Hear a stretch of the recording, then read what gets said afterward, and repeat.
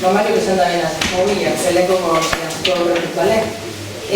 Azalde ondan hoi, eta nik aurren erote aurkezpenan zatitu aprobetxan, Piskat gaurko egune berez ixeralako, ze Ostozabal elkartik eta zientziaren hiltzan elkartik, elkarlanin antolatu eroen hitzaldixe eragaurku.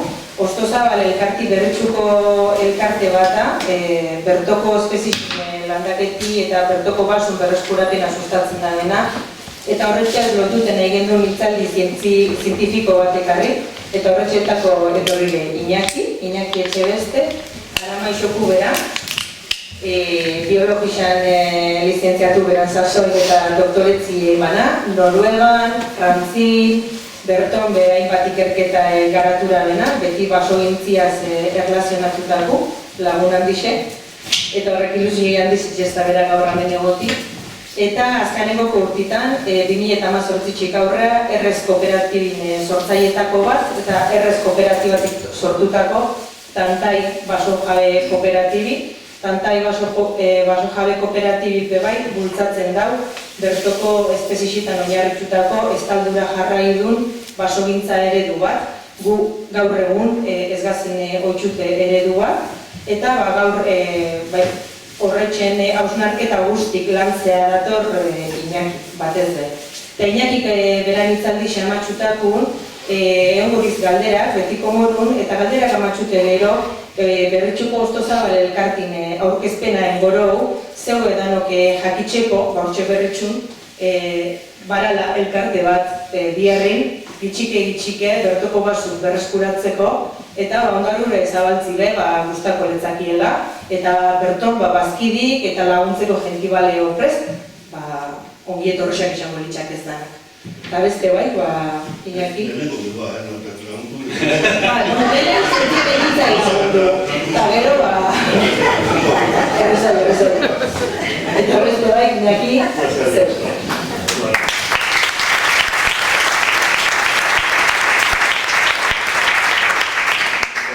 Azalde bat horrek, uste esperan horretik izan gala gutxitan pasatu nahan zehozak, nire bizkainak lehingo, eta orduan zentzi horretan errez jongola. Zientzia elkarte bat izan da piztinara botanaz, eta esperimentu txiki bat duzela da, aurkezpena ez da estandarra, eta jongo da gehiago oinarrizak eta historizak eta bat aztertzela. Gara gaino bezala, bai Ostozabal elkartetik, eta bai nahi eta bizoke ikerketa aldetik, bai errezetik zantia ona, eta tantaitik basogintzak inguruan lan itxen dugu, ikerketatik, ikuspuntu desberdinetatik, baina basogintzak inguruan beti egon da zaraitzeko aurra kontrajarri bat, beti egon da eztabaida bete bat, basogintza zer dan, basoak zoitziaz gain, edo egurratartiaz gain. Eta ikuspuntu horretan, onbidatuna bota sustenean parte hartzeko, leloko ideia izan zen, eta da, basogintzari beste ikuspuntu zientifikoa egizia. Bai basogintza eta bai ekologiak, bisak lan itxen daudeak ekosistemen gain. Eta ekologia eta basoekologia aplikatua, azkenean basogintzara, bisak bai basogintza eta bai basoekologia, konvergentzia bat ematen darien gai bat da, edo gai gibi ez. Batez hori eta garramende hasiera bera. Zentzu hortan, zer dugunaz, urrengo egitura dugu erugaten, oso definizio batzuk aztertuko da, elkar ulertzea garrantzizkoa da, zer esaten dabitzen basoekologoak, zer dabitzen baso gintzan dabitzenak, oso garrantzitsua da hori barreratzea elkar ulertzeko, batzutan ez da ulertzen. Baso zain batek ditzaitu zunean baimentzen dabiela hartadi bat, mosketa bat, askori, defentsa mekanismo bat aktibatzen jako, zizu ikutu hartadi zor, baina beste ikuspuntu batetik mosketa hori izan alda ekosistema hori dinamizatzeko neurri bat. Eta hori kulturalki kostauterako sartzea, bai? Dara horreko trajektoria bat, trajektoria ideologikoa bat, basaila dana, kontrastatzeko. Eta hori, saiatuko naz, konvergentzia hori gaur materializatzeko gai. Hori ikusten duzuen arrazisa da berez izan guzkoen aurkizunak egiteko dara jentiak pixka konexioan dotzeko, zehozer pertsonala kontatu behar ez dutena da, eta pertsonala da, nik txikitatik, baso kontuetatik gertu ziotunak ez. Horra gertzen dizenak txapela duen bide itxitza, eta horre dagoen baso hori, da gaurkoz, etxien gestionatzen dugun bat, gero bihiso bat erakutzeko. Bale, hau esan da. Elkarru bertzeko, definizio tanda bat, bai? Basogintzari buruz eta ekologiari buruz itzaian dugu. Ekologia ez da ekologismoa. Ekologismoa ideologia bat da, eta ekologia zientzia bat da. Zientzia bat, aztertzen dagoena, bizidunak eta bere ingurunea zelan harremantzen dira zen, ze dinamika da zen. Eta basogintza da ekosistema forestala, ero mendiak, ero inkluso ekosistema naturala asko, zertik esparru askotan sartzen da, kudeatzeko sortutako disiplina. Gero zeiatuko gara, ikusten historikoki zelan garatu dizen bai bata eta bai bestia. Zer, garrantzizkoa da ulertzia, ze kontestutak garatu dizen bai bata eta bai bestia. Zentzura bidean, asko errepikatzen da, eta entzuten ditugu, basogintzen inguruan kudeaketa jasangarria, gestión sostenible gaztelania esaten. Eta hor ez da oso ondo ikusiko, oso testu txikina da, gero hori bada pasabaldo testua edo aurkezuna pasabalda. Baina garantizkoa niretzako da, planteatzea Helsinki 1992an zehaztu zara zer den kudeaketa jasangarria. Eta badau puntu bat irakurtzea berriz dagoena. Eta da, irakurtzen dut osorik eta da, basoak eta baso lurrak modu eta ritmo egokian kudeatu eta erabiltzea. Biodibertsitasuna, ekoizpen maila, birsortze gaitasuna, bizitasuna eta hau garrantzitsuena, bai orain eta bai etorkizunean, funtzio ekologiko, ekonomiko eta sozial egokiak betetzeko beraien ahalmena mantentzea. Jarretizuna da. Hori orain eta etorkizunean, gakua da ulertzeko, nola gaur-gaurkoz gure inguruan ikusten dugun kudeaketa jasangarria ez da. Gairetzi bat. Beste termino bat asko errepikatzen dena, eta segurazki errepikatzeko diranik bai, dies ekosistema zerbitzuak. Ekosistema zerbitzuak da kontzeptu bilduma bat, nun erabiltzen diezen zerbitzu horrek irudikatzeko zer lortzen dugun baso ekosistemetatik, edo ekosistemetatik horrokorri. Hornidura zerbitzuak izan da zura bera. Egurre hartzen dugunean basotik, hornidura zerbitzuak da espaziotik. Baina izan da perretxikoak, eta izan da ura. Erregulazio zerbitzuak badaz. Hau da, karbonoa finkatzea, antzaten duguna hori bestetan, karbono ordaino ezetia, ekosistema zerbitzu bat da bebai. Baina, paiziduen jotia basora, edo mendira botatzen mutia, eta horra aurkitzea modu bateko, edo bestelako paisaje bat, edo modu bateko esperientzia bat, hori da ekosistema zerbitzu bat. Kasunetan, ekosistema zerbitzu kultural bat. Gero, hor moztuen da. Badaz, beste hitz batzuk, erabiltzen dezenak, badano moruan, ikerlarien zela bizira honen behar dago, eta merkantilismoa gaientzen da, eta lanazten gara erabiltzen bozdureko hitzak. Eta hitz horietako bat da, azken alientan, bioekonomia. Bioekonomia da, palabra bat, inventatu duguna, esateko, balioide fosilen ordez, ekosistemetatik, eta kasu honetan basotik, atera ditugula lehengai batzuk, erregai fosil horiek, edo balioide fosil horiek ordezkatzen. Eraberian dugu, eta hau, segurazki bai, eta bai, bisok erabiltzen dugula proiektuak eskatzerako lugarak, Climate Smart Forestry, eta ginen inglesen esan dira, ez da hori. Hori da, klima aldaketa neurrian, zen neurri hartuko gitzun basoak egokitzeko. Eta basoak egokitzeko dira alatabe. Osea, berez ekosistema horiek ja badabitz egokitzen guk egin edo ezen. Hori horrekorean ditzenak bangoagoz. Bangoagozak diez, itzulita da diruan, bandan, bagoien. Eta horra zen, zelaitzeko karuaje batzuk estatu batuetan, bandia zoiena, eta munduan hauen beratzetik. Eta negozioak bai. Orduan, hitz horiek ebatzia, ibiltzea, da proiektuak eta ikerketa lortzeko. Soilik hitz gutxi batzuk geratu txendiez, jari horretan, gure berba eta padaberisa guzti horretan geratzen hitz gutxi batzuk. Dena dipatutako ekosistema zerbitzuak ditako bat. Benetan, erabilera bat eta oso garrantzitsua dauken kontzeptualizazio bat izan dena behintzat baso ekosistemen kudaketa. Hau esan da, eta lehenago bere hitz egiten ez, tantaiak sustatzeko erronetan hitzaldi asko egun ziren, eta gure gauen zerbait desberdina ekartzea dutako. Baina hau diapositiba erabiltzen dugu tantain sustatzean du bai.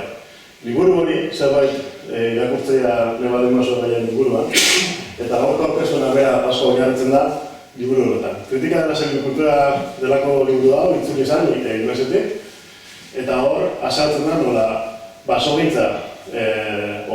mendean topo inau, basoen kudeaketak topo inau, egoera batzukin ez da bueno dituta.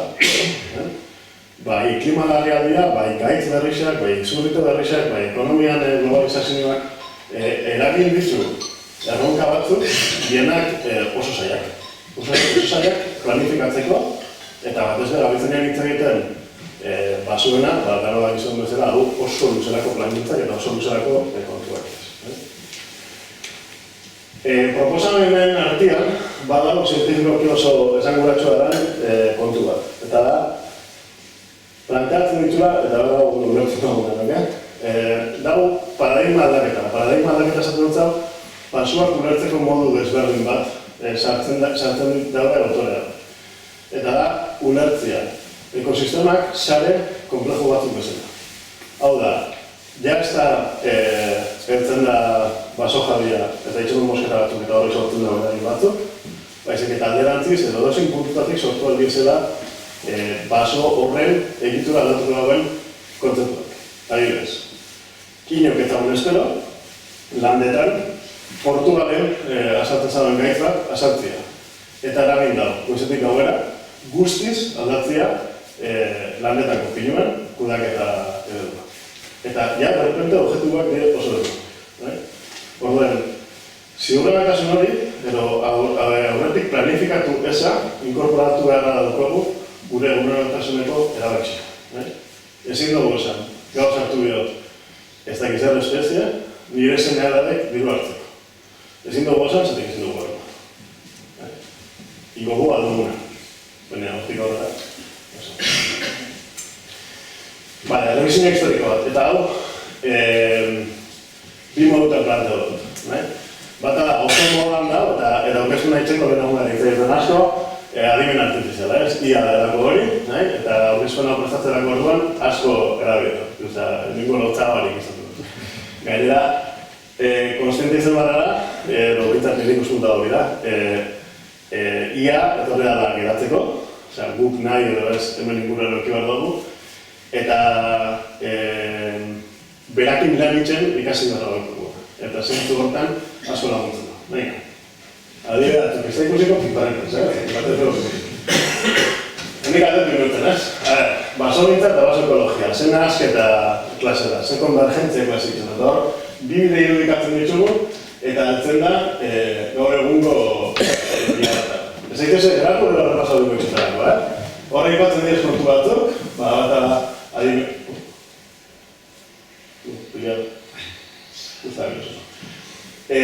Eskumetan eratzen dago, iarrega, adimen artifizialak, zer eragin opiko da, bai? Nik, duen gire egunerakotasunean, gaur gaurkoz, nabil, datu hasi bitartez, da teknologia bitartez, pasatzen da laser bat, hartzen ditu puntu espazial batzuk, eta horrek bilakatu behar ditut, zenbat egur da hori. Lan berri zen, lehenoko lanetariko bat eukina hona, izan zen, gaztelare horren egon dion zute erraldoi horreitan, zenbat egun da. Kuantifikatu inbarra da hori. Garo, ja ez da begura. Atzetik joan bere gare, ikusteko zer egin. Orduan, bai, ia ibilita eta bai bidarra ibilita, eta bai, estadistika eta numero asko bilitza, gai izan gara, esateko, hainbeste metro kubiko errediaz letuan. beste galdera bat inurtzen. Venga, basogintza ikuspuntu tradizionaletik, eta basogintza ikuspuntu liburu hortako, sare komplejo horren ikuspuntu horretan. Eta azaleratzen diaz, gai batzuk. Eta tantaira begire edo beste itzalde batzuan aipatu zen dut. Basogintza tradizionala da, eskertan ikusi duna, oso germanikoa. Dana karratua, superplanifikatuta, 0 urtean hasten da, 35 urtean moztu itetan. Ikuspuntu berritzaile, zelabaitz, ekosistemen funtzionamentu hori inkorporatzen dagoen ikuspuntu berri horretan, esaten dugu, hori holan ezin da planifikatu, zatea gauza pilo bat ez dituguna kontrolatzen. Osea, askoz be kaotikoa da, kontua, eta planifikatu behar ditugu ekosistema horiek, modu baten, gure bat ditugu ekosistema zerbitzu horrek atara, modu baten, alde batetik arrisku gutxea hartzen ditugula, eta bestetik berme danak eman behar ditugula. Bai, zure ekoizterako orduan, baina bai beste ekosistema zerbitzu batzuk emoten ditugula. Zerik besteak beste, jendartiak emoten ditugu bere zerrak, diru laguntza batzuk sortzeko, eta diru laguntza horrek izen berriak danon onurarako. Ez batzun negozioa bermatzeko. Bale, hau berriro da, gozot, arrezina izan balitzak gara gero banatzia, zerik ez da ikusiko. Bi espailu diagrama da solakoak ikusteko zein izan den, basogintzan eta ekologian historia. Lagundu dut da basogintza gaur ezagutzen dugun bezala definitzen da 18. mendean, eta hor dago silvikultura ekonomika izeneko liburu bat, Karlovitz izeneko idazle alma batek izan dena, eta hori jartzen da basogintza zientziaren hasiera bezala. Basoen kudekata, evidentemente, askoz horretik sortzen da, eta beti sortzen da, liburu hori bera da bai, krisien inguru. Karlovitzai bere liburu idazten da, zatik azten da, mehatzegintza garatzen esagerau, Alemanian, eta mehatzegintzarako behar dituzte burrak. Bihar dagoe, materiala, eta zehazten da, inguruko burrana ukatzen. Eta hori ondo gestionatzeko esaten, hau antolatu behar dago. Eta ez da mundu baten egituratzen. Industrial irautzakin eta bar, 19. mendea zirara, basogintza pasatzen da izaten oso eredu agronomikoa, oso lineala, mando kontrol zateako askotan. Osea, praktikamente ortuen, letxuak azken egun horrein bezala. Sartzen da, zain dutzen da, most dutzen da, diru ataratzen da. Eta dana kontrolta da. Eta joaten gara, lehenauko egidu karratu horretara. Eta karratu horrek, automatika bide hartzen badela eta aterrizatzen badela Frankfurten, goitxibera datorela ikusiko dago zelan Alemanian beku askotan, da dena, hola, hektara bateko zailek, karratuak, eta hau da, 5 urtekin, bizka, normal urtekin, bizki. Claro, eltzen gara, globalizazioan estandara. Eltzen gara, hori gara mendea amaiera, eta hori da, hor behian esugutan agertzen da. Eta azten dira saltzen beste kontu batzuk. Azten dira saltzen gaitz berrixak. Azten dira saltzen merkatuan dinamika izan da brutalak. Hemen, intxiniz inoakin jasak izan da noria bat. Gura eta bere, izan da prezizua, baina da zer gertatzen da. Oin, aurrikusten zen, berrepertian, lehen aipatu duten landetako gaitz horregatik, aurrikusten zen hemen, eguran prezizua gora ingo zabela. Zeratik, egin zalako karri landetatik. Eta bitatez, tratatu da. Ezer gertatu da errepentia. Ezkan denaren egonda izate bat. Jauzila, egur pila bat. Eta egur hori mobilizatu bat, eta mobilizatuko gabe Europa osan. Resultaba, ezin gabe ikusi izan, presionan estankamentu bat. Zer batek bera, eta bestiak gora, eta bateak iki. Aurreko ez da naga, estankauta batek presioan. Ekologian ikuspuntutik. Ekologia da bai, bere garapena, zientzia bezala, bere garapena aukidau. Aztapenak zientzia bezala jartzen dira Lineo eta Humboldten. Lineo da homo sapiens terminologia hori, genero eta espezie hori zabaldu zagoena, baina zentzu hortan hori definitzeko orduan definitu zituen ekosistema, definitu zituen movimentu bat. Ekologia bera, ez dator Heckeler arte, dala gutxiola bera 19. mendean amaieran, eta ordutik joan da garatzen. Eta joan da garatzen oso modu azkarrean, gero erakutziko zuet, zelan publikazioak, argitalpen maila, edo ekoizpen maila, zientzian, exagerau izan eta bat ez behar azken urtietan. Gaur ekologiak hartu ditu dinamika batzuk, eta bat ez estadistikan eta datuen ikuspuntutik, ekonomian parera dauela. Eta de hecho, bai ekonomia eta bai ekologia, eta bizak dauki ekologia ziren, da etxia behar da ipatu. Etxian azterketari dedikatzen dira bizak. Elkarren ikatzen diez datuen analizia. Sartuko teknika berezizetan, baina hor dauz. Berez, hau aipatzea egorenak, datuen analizizak, eta hau azkar baten pasauko, datuen analizizak azkenengo mendete artizan, emundan mirautza bat. 20. mendea hasieran eredu linealak, edo modelo linealak ziren punta-puntako kontuak, oso horrezak ziren kalkulatzeko, ak eragiten daupe. Mekara, txaban ez Excelik, ez ordenagailurik, ez ezer, hortara mugatzen zan dana. Eta dana lineala izatea, izan da konsekuentzia bat, horrena, zan ahalegina aztertzea. Ordenagailuak eta datuen zientziak aurrera ginela, aztertu dugu gure ingurunea oso modu desberdin bat. Eta horreko kalkulo maila baten, ezin irudikatu bat zena, oindela marruk. Eta hori oso garrantzitsua da ulertzeko urrengoa. Hori ikusiko zuena da, urtero goian ekologian argitaratzen diezen danak, eta ikusten da zoi, 90 hamarkadatik, 2008 arte, egon da, dau ekoizpen maila bat, dau informazio maila bat, dau azterketa maila bat, inola bolaka modu baten dala brutala. Eta horre ateratzen da, gai bat, ez? Dena bai hartu dutzuet, asaldu dutzuet, ekitan argazki bat. Ama eratze jan niri lehik eta inekita esatu ez, itxitxak itxin izan sartu zabenean gaizkin hau eta ez, ekitakin zauen. Berak zauken informazioekin, ahal zauen honen. Zer gertatzen da, gaur, 2026an, eta gula asko zu informazioa. Eta informazioa gehiago horrekin, zaitu gara dela, hartzen, erabakirik. Bale, erronkak, zeintu di, zemendik aurrera. Edo zeintu di ez gaurko, pairatzen gabitzen erronkak. Garbi dago klima aldaketa, eta hau ez da baida bat, dara erronka horietako bat. Gaur moruko guenetan, gaur pasagutxe jakut, ostia zegota dagoen, asko ez da egin kontua, baina hartzen dut dago danai, evidentia da. Eskumetan dago eta irudizak, diez, profesionaliza, pinuetan hartzen dien poltza txuri horrek, zelan edatzen joan den, Frantzian iparen denuntz. Bien dagoatzen da, 2000 irundi bat. Gaur gaurkoz, profesionaliza hartzen da Belgikan, hartu da Holandan, eta iguin. Izan da, daukogu evidentzia da, bertan industrialako orduan zelan klimatalketak eragin batzen da. Iasko zutiak, oin bizpain urtetako lehortiak eta hala, etzien arraruak, lehen hau ziren, nire gatzen dara horretan atzian hemen kriston zutiak egon zen. Gertatzen dena bai, rekurrentzia eta bai, virulentzia asko aldatzen da biek. Eta prestatu gara dauko bai guk, bai gure ekonomia.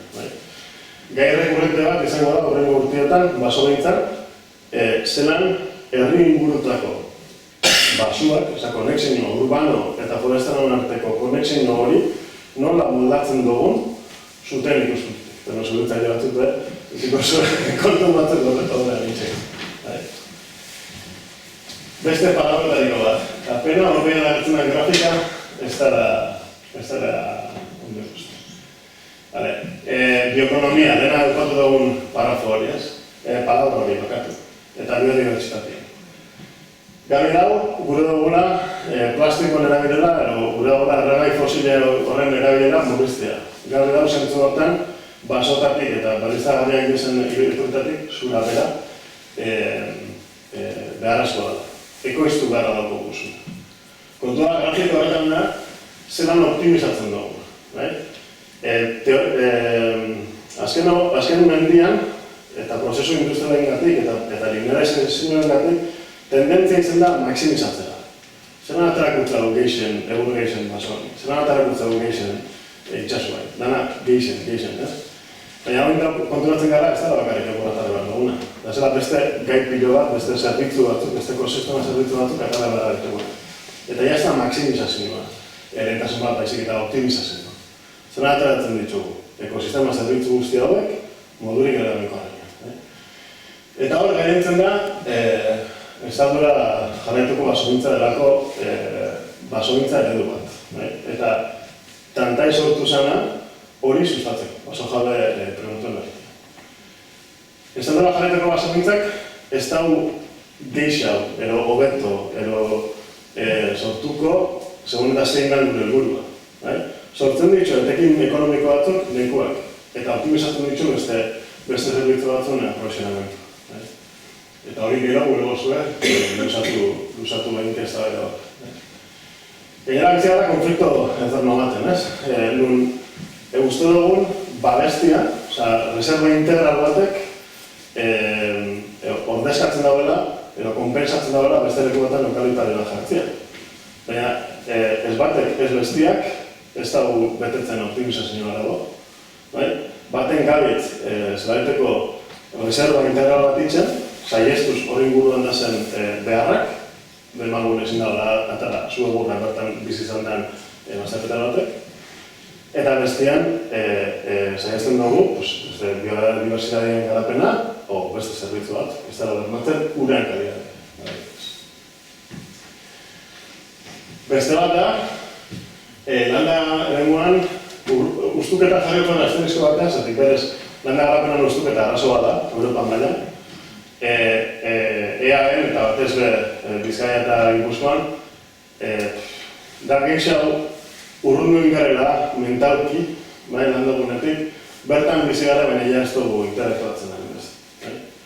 Eta zentu hortan, asko baimendu da terminologia bat, abandonuma, edo baso mixto atlantikoa delako terminologia bat berez ez den existitzen.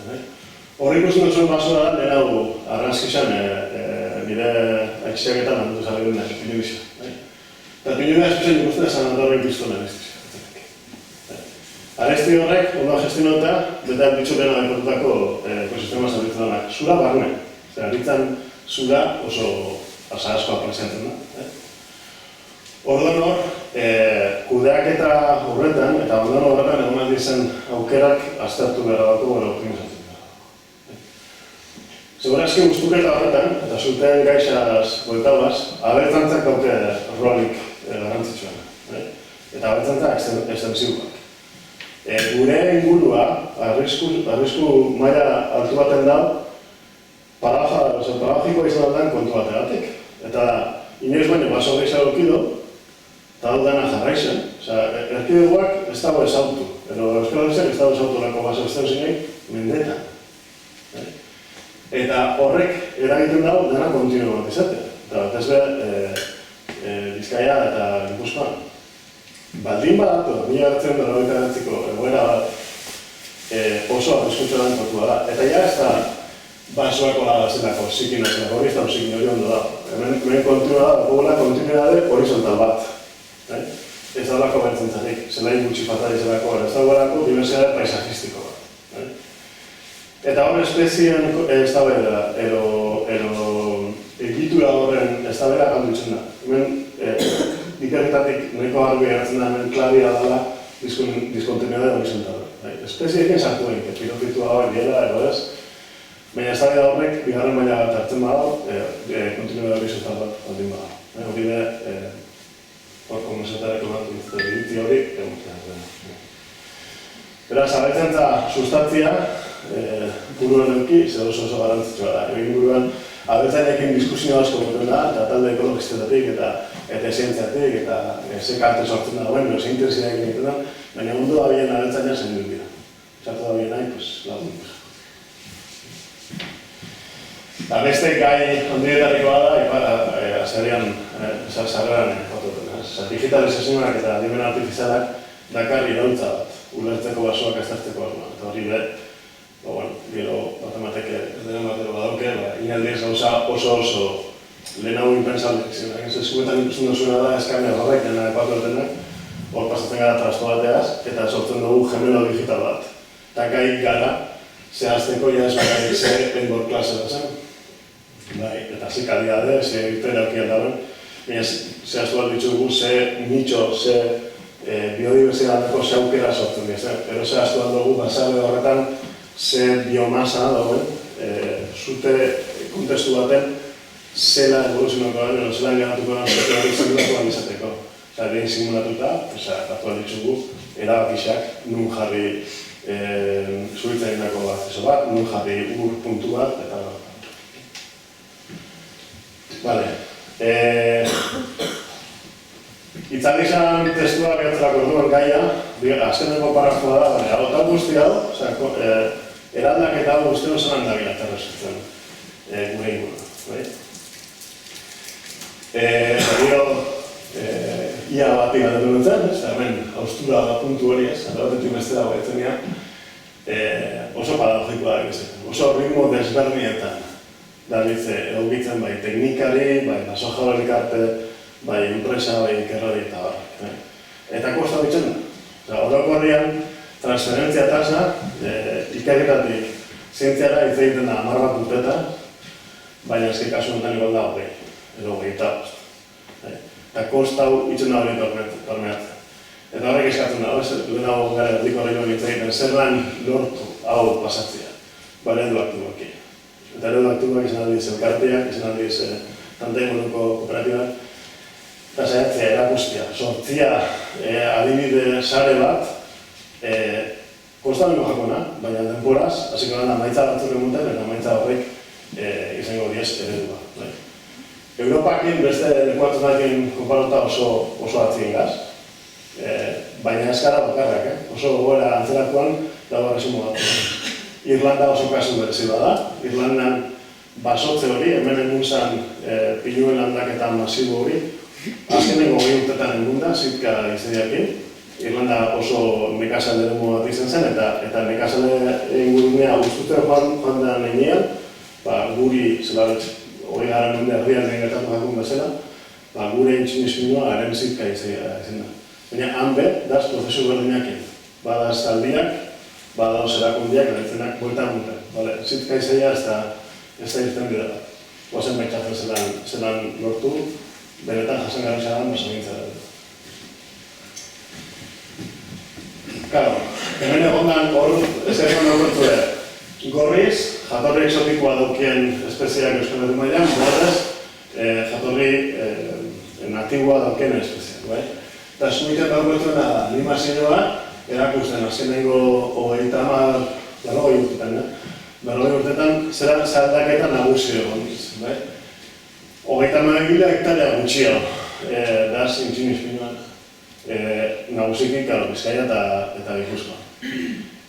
Eukaliptoak 10.000 hektarea geixo. Bertako basoan garapen hori dan baso biztuak, beste 6.000. Hau aldatzen da. Inoiz ez da geldi, baina baina aldatzen da bine modua oso eskarra da. Eta horrek aukera bat egin duzko. Aukera bat egin duzko, eta hotzan azkenengo garapen historikoa da, estatuela jarraian inguruko apostuak itxeko. Estatuela jarraian gaba doze eunda berrogeta marrute, ez da zehose berrisa naso gintzen edo dago. Baina berrisa azkenengo urtietan hartu dagoen bultzada zientifikoa. Erakusten da, estatuela jarreteko basonintzak optimizazio prozesu horretan daukela emaitza honenak lortzeko aukera. Etorkizuna zein izango da, ziurgarritasun kontestu horretan, batak. Baina daukogun aukeratatik, dala aukera honetarikoa nahiko garbi emutzen da, beste ikuspuntu zientifiko bat. Eta horren jakitun, diez hainbat eta hainbat hiru adibide, hiru blokeak ekarri ditut ulertzeko, zer babesten dagoen aldaketa hori. Bata da, progresiboa erakundia Europa mailan hartzen da bian indarra. Bere egunean horren jakitun, lantzaungitzan, nahi atarteko, itzultzera eskubiburuko. Progresiboa basogintza, praktikan jantzen. Tantain eta Ostosalen elkartean moduko ekimenak ugatutu dira Euskalaren mailan pilo bat. Onditzatzen kapsula betxan da, paso biziak plataforma barruan. Hau jente asko konstiente da, gure inguruko basuak, ez da zen da hondo, edo hobeto egun aldiz. Honengo aztente badioz ez da batzuk, eta oso garrantzitsua da beste ohiko elkarteak, edo oso rekalcitranteak izan diren elkarte batzuk, dabitzela bintzat zalantzan jartzen horren burua eta proiektu desberdina sartzen. Bai, zalantzak badozko batzuk, hori horan izango edo ez, edo zelan egingo da ez, baina maia gainean jarri dago. Eta hori aldaketa da, eta modu positiboan ikusi bat dago. Etorkizunean zer dingoa, baina ze ondoretan eduko izan, beste garantizu da izan puntu horrek, da ikusteko. Eta horrekin amaitzen. Eskerrik asko.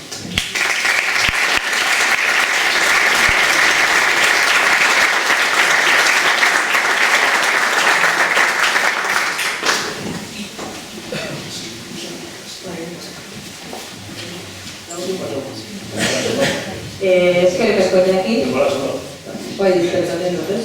Perfecto. Galdera iparauke bat ematek Iñakintzako ontxe aprobotxakoro, eta gero Oztozabal elkartin aurkezpena ingoro.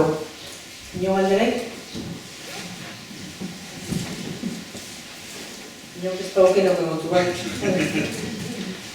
Esan zuzenan zure atxitxak beran zazen, berak eukan informazioirik onena sartu badela beran erabakixe, esan zenela intxingizpilu aldatzi.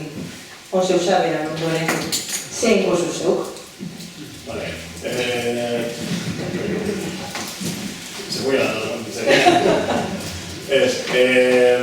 dar gure aukera, hiruan nahi da, eta baso horren jabe, hori izan ikusi duzuna. Eta nire apostua zen, bakenketa bitartez ataratzen. Demokrazia baten galtzen dut. Orduan, arraseko mosketa ingo da, baina arraseko mosketa hori izan da, azkena. Eta hor bai, arraseko mosketa ingo da modu baten, nun bertan agertu dezen. Aprobetxatzen dut, arraseko mosketa bat zer da esplikateko. Arraseko mosketa bat da, lursail baten da zen arbola guztik momentu bat dini ebaitxi eta iruti. Lurre soildutela gati, erderaz matarrasa esaten da.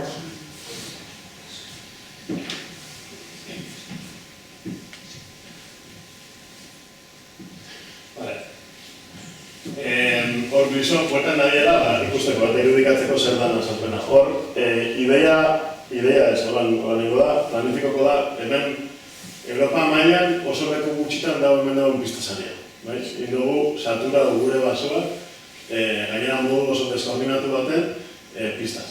Eta esatutenen deskoordinatua da, batek zai bat euki hemen, bestatek zai bat euki aldamenien, eta pisek batera jarri berrian pistak izateko berdinak. Bateko lan zigzaka, duti gora, eta beste zigzak bat duti gora. Eta gaina gutxi balitz, gaina konektatu barik. Daukogu pista bentzia da bestea da, eta gure baso ez da ez da zima. Daukogu baso pista dira. Hori aprobetxabaz, hori aprobetxabila, hor da, katia egin bere gunean, onduen aprobetxabila. Gantarako izango da, bideak ataratzea, pista bitartian, bideak, saka bideak. Behin bakarrik erabiltzen dizenak, egura eta zerreko. Eta makina bakarrik ibiliko di hortik. Eta gainontzeko motozerrista honan gaudez entzat, izango da, pinu horrek botatzea tala dirigidaz eta zuzendu eta kaltea alnarrik gutxien eztako. Horrean ikusten da, aritzan, biena da mendiko aritzaz eta argonak, Erkus Petra, eta hau kriston bilsortzia. Hor dau, kriston dirua, hau beztuta, landaketarik ez, bat urteia horretarata, eta gaina zandauen aina zitza, behin gero bakarri dauela zabaletara jongo da, eta ez da zazirik urtenko. Eta horrezpun ekonomiko ezingo da, baita zorosetan, bai pinu behar. Hori da prosikoan filosofia. Da, zerrin galdot, naturakin, piro horrezteko. Hori da, eredu, prosikoan simplifikazio maksimoa hori da. Eta aprobetxa edo, naturan dinamikak, piro horrezteko. Behin kale horrek ataratzen dizela, eta geratzen dizela, ikusiko da zemat kalte sortu da, eta 10 bat urtetan ez da ingo zar. 10 bat urte dara, eta jote manaz, dugan misien behin aritzen bat altatu eta hori jondu zaintzeko. Bera bakarrik oso puntua. 10 bat urte dara, hasiko gara bakanketa bitartez. 30 urtetan jazten dira nago batekinak. Bai zueguretan, eta bai denogoko materialak. Gainera gauzak aldatzen hainbeste, industriak lehenago inpensablia zen ari behar jartzearen eta lehenago aipatu izan dagoelako pagoakin eraikitzea. Gaurkoz, industria egoin bat dabil pagua eta itxinisa eta pinua nahazten eraikuntzareko alako abiak sortzen. Hori inpensablia zen dela gutxi. Industria garatuko da eta ohituko da tamaina txikinak itxera zertiko hori bitatzen da merkatu basatik, zatera asko bat bataratzeko menditik material handizio.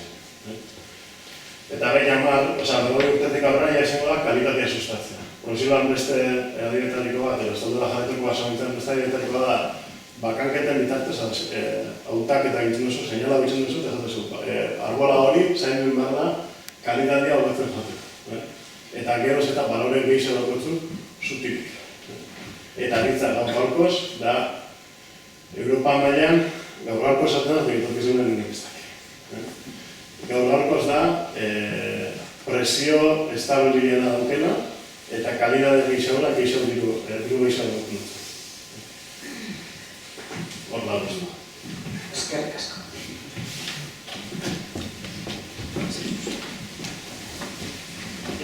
Komentazu teknologia askoa zela, gitarra, romaketa. Ejemplotxo bat, txikate ze bilizun edo ze egin hortik? Bira, aipatu dugu lan honetaniko bat, izen behar da Tenerifeko sateide egualdian dauz pinu batzuk gela osa berezizak, erratzerakoan rakota bitxen dagoen, eta dau hor gauza kurioso bat, hango kuriosia da. Eta dauz pinu batzuk oso haundizia dintzenak, eta Fetzi Pinos Padre, Pinos Padre, baina kontua da horrek detektatzeko, oinez erraza dela, baina lidaran bitartez lortzen dugu horren gemelo digital bat. Hori bakarrik ez, lidarrak dauke, zentzore horretan dauke argixan kalidadea detektatzeko aukera. Argixan kalidadea detektauaz, jakin dugu ze egoera fisiologikatan dagoen. Oda, bizirik, gaixo, edo erdibideko zerbait. Eta horri esker, inaldiaz kuantifikazioak ikusteko zute baten ondoren, zen bateraneko kantia sortu da, edo zelan guztuko da hori, edo zein dut kantia zinez. Erikorekin adibide bat egin.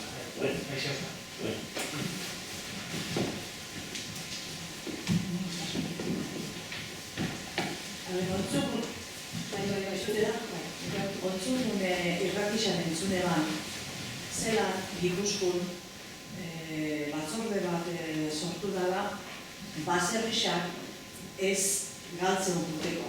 Industrixan biharretzen daren mutil batek berbeiban jornada errixe etxen dara goxin biharra enpresan, eta gero beran enpresa baserrireak guten dara, eta abereakin de horreiz etorkizun ikustetzazuk zeu? Hacer trampas en solitario. Da, erabatiba da, baina zukartzen duzu espotazio organaderoen zentzua 2000 urtetik ona, eta tristuria da gutxi. Bi gazte lotu dira ese programa honetan, eta bueno, oso zer da, baina, trampas en solitario. Ikusko ez da da zen, bi pertsonak ez da lortu behar zer gauzan berikitxia. Orduan, ondo da hau, eta ekimen horrek ondotea da, zure laguntzak da, eta zenek, eta bezala, baina gu gabezi estruktural bat, lehenko sektoria. Eta, ganaderitan, aún, paratzen zara zoiet, eta jaten dugunan ez dakit, eta amapiku da kanpotik atorrena. Eta azkar zaten da.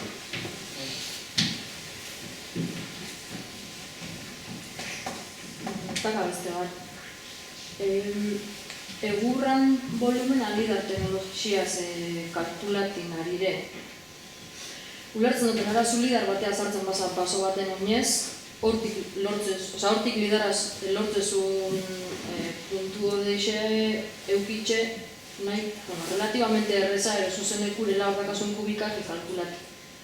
Baina eskema baten baino gehiagoetan ikusirot eta uste zeu bezazule askotan etxun da bela dron batei patxatetzen lidar bat eta baso horren gainetik egan botatzen da bela hori drona. Orduan niri hor zeo faltaten gazta, zela nahi atezaz, enborretan dakasun volumena kalkulatea, zuri lidar horrek emotetzun informazioi para gainazaletik ikustezun.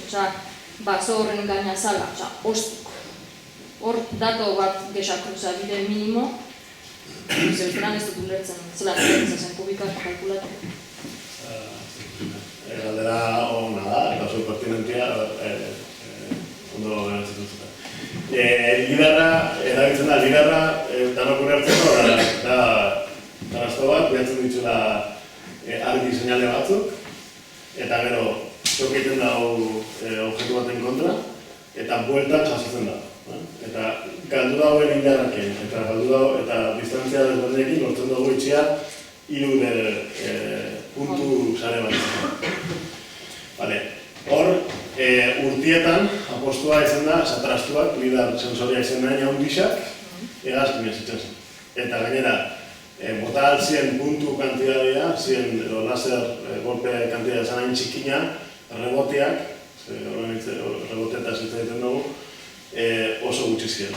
Eta orduan hor, estrategia, eta estatu osoko lidaren kasuan, estrategia da modelizatzea. Hau da, puntu batzuk,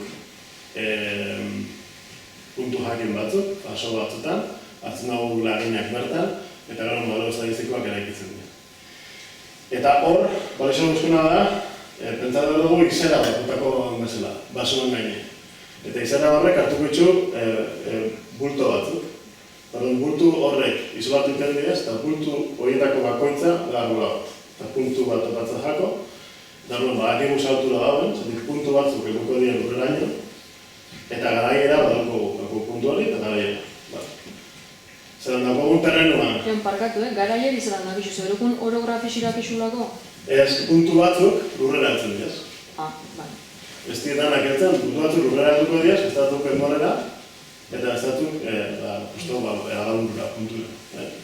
Orduan hor, teknologia zaharrek, edo duelo zaharrek, egaldi zaharrek, ematen duen informazioa da mugatua. Baina modelizazio bitartez, emaitza nahiko duinak eta aldiz. Dronakin egan hasi garenean, lortu dugu puntu exitatia izatea askoz lortu dugu. Eta hor, lortu alda modelo, gemelo digital, modelo kaspratik berdinak. Eta hor, prozesuen bitartez atratzen duzu kriston datuak. Gertatzen dena da, operatiboki, zelako dron baten kostua da ez, gaur gaurko ziriko 2.000 euro eta 2.000 euro, pinuak tasetan, zoratu gozaztu zortarako, dirudi. Beste bi teknologia batu diez honi. Bata da, eskuz garraietutako eskaner bat, slamak, edo geoslamak, eta gero da, esan da bestia, zutikakua, faro... eskaner teleziak, baina diez, fijoak. Eta non zuen eslako tipo de batea, eskanaren boron, jartzen duzu, eta garatzen duzu duen dago. Hor prozesa bada oso antzerako, eta lortzen dira zen prezizioak bide oso ondixe. Gertatzen dena berriro gabitzitza egiten operatibidea, precision fast, eta egunero okotasunen giltzeko, ikanetan bai, ikanetan aldiez, lur zoruan garela lortzeko, eta beste modelizazioa potente batzuk eta batzuk. Baina prezizioa da hortik, eta gero, azkenengo último txinixo, lidar kontuetan da drona de abajo de lupa, arbola azpitxik doiena, modu autonomo baten. Hau da, berak hartzen da erabakisak nuntik joan, basotik. Eta orduen bera doi eskanetan, zenatu gure pasao eskanatu eta berak itzen da. Hori bat. Eta gero beste bat, askotan repikatzen duten eta zaharrenako dorkala, da prozesadorak diez makina honen erraldoi batzu daukenak esku bat eta eskuan zerra bat, ez? Hori mosten, egur. Azkeneko inkorporazio teknologikoa, eta hor Ponce usta da mantia, da buruan dauke batez, ez daukela 2 lidar eskana. Orduan, lanien doiela, doi sortzen basuan eredu virtual bat, eta makinak berak, katxatu gure zituz, 6.000 euro, pues ha puesto se le mete un ordenador del 12. Orduan, ordenadorek berak doi programan esaten zera, bueno, urrengo arbolea moztezuna da hori, urrengo arbolea moztezuna da hori. Orduan, doi itxaren enpresakak, edo bakanketak, modu oso prozeso bat. Eta aparte, eta ditu kontuak, zenbate burda norzutik, eta bat.